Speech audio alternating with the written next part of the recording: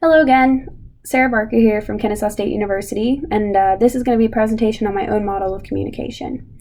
So I feel like now more than ever, people want us to know about their lives. They're always telling stories about their own experiences, about their lives that make it seem like they're so much more interesting or like they've got it better than the rest of us. My way of communicating kind of differs from the norm. I like to listen and kind of analyze the situation and then formulate my response based on what's happening. Obviously, it changes based on the context. I'm not just going to stand up at the podium and listen if I'm giving a presentation to an audience, but for interpersonal conversations, I do like to analyze my audience and then formulate my response based on their body language, facial expressions, their responses to what I'm saying, all that good stuff. So just to kind of go over the basics, I made this little model here.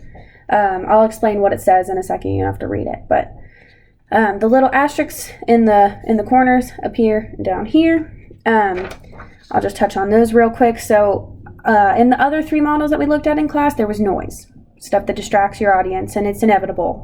I know that some of that noise is inevitable. People get distracted. That's human nature. But I do think that as a good communicator, as a good speaker, to be effective, you have to engage your audience. You have to be captivating, and what you say has to really draw them in. So I think as a good speaker, you have to kind of dull that noise, and I think that the audience realizes that. And when they are a good speaker, they know what they're talking about. It'll captivate their audience, and they won't be distracted so much.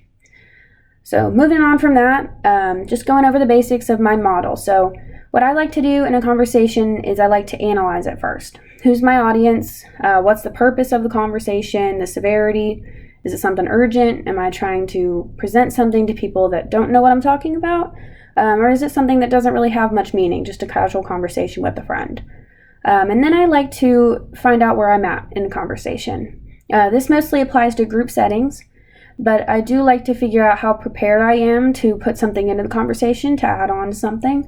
If I need to just kind of take a back seat and listen, if that's the most important thing for me to do, I do like to listen and assess first and figure out, should something be said? If so, what should be said and how it should be said to the audience.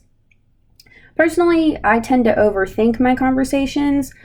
Communication has always been a hard thing for me, but I'm starting to get over that. My communication anxiety is getting better as I do more presentations in college.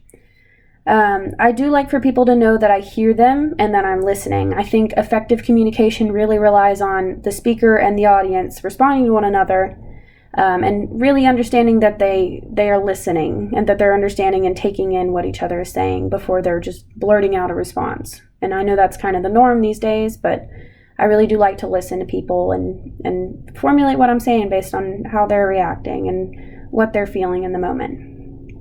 I prefer larger groups to smaller ones. I prefer them even to interpersonal conversations, one-on-one. I think that in a group setting, it kind of reveals how effective people are as communicators. And I like to kind of insert myself where I belong and recognize the people that really do like to blurt themselves out, kind of get their opinions out there. But I think it's an effective way to gauge if you're effective and if you can listen or not. So yeah, those are just the basics on my model of communication. Listen first, respond last. That's it. So thank you.